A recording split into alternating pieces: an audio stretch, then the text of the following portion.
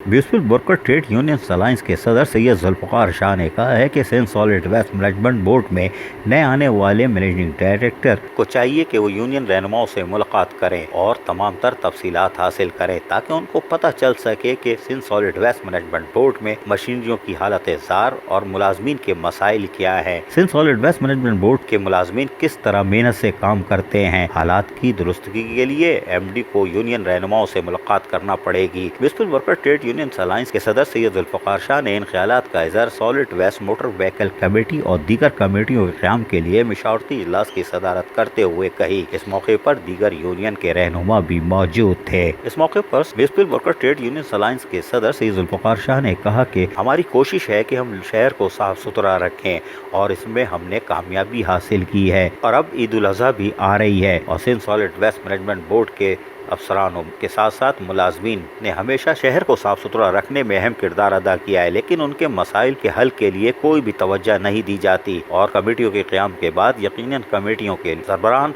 MD Sindh solid waste management board से मिलकर मसाइल के हल को यकीनी बनाएंगे। अजीज आरिफ, KBS बल्दियाती न्यूज़, कराची।